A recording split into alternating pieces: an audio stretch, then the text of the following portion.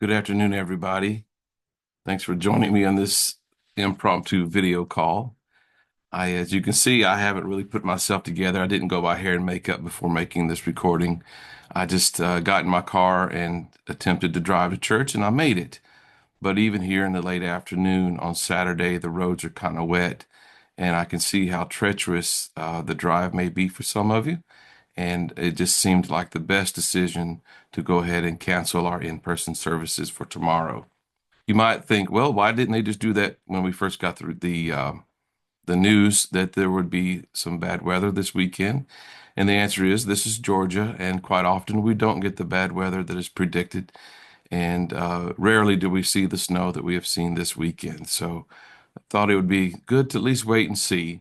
But now it seems pretty clear that the weather is cold and the temperatures again will go down below freezing tonight. And even if there is no precipitation, we expect that the conditions will be icy in the morning. I know that some of you are probably still without power, and just driving in general is reckless. And by the way, on my way over here, even though the roads weren't bad, some of the other drivers were. And so I certainly don't think any of us need to make that risk in the morning. So I encourage you to stay home. But before I conclude this message, I just wanted to share with you a thought about prayer and the prayer that I had prepared for tomorrow's service. First, a quote from President Jimmy Carter, as of course passed away this past week and at the age of 100. And Carter was known for many things, but most importantly as a man of prayer. Here is a statement that President Carter made about prayer, and I quote, "God is not my personal valet.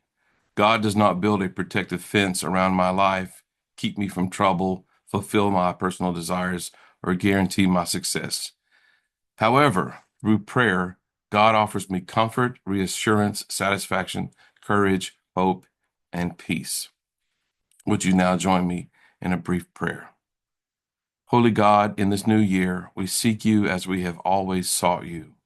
We need you as we have always needed you.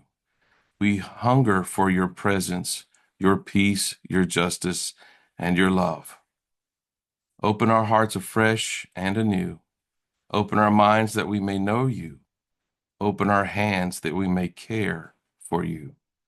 Open our ears and eyes that we may hear and see you in our neighbor, in the foreigner, in the refugee, even in our critics and enemies, and perhaps especially in ourselves.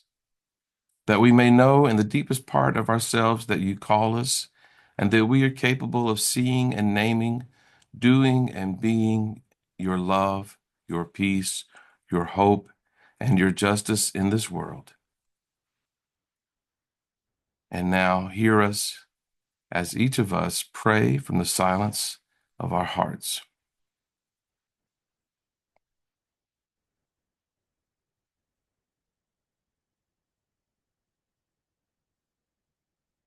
Gracious God, grant us the yoke of Christ.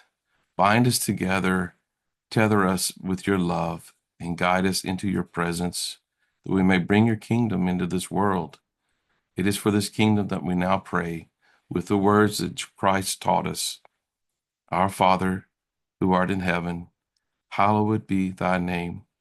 Thy kingdom come, thy will be done, on earth as it is in heaven. Give us this day our daily bread, and forgive us our trespasses as we forgive those who trespass against us.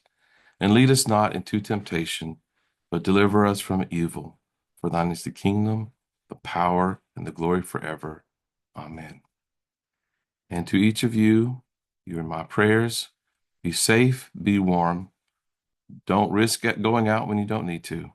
And as soon as all this is cleared up, we will be back here in the same place.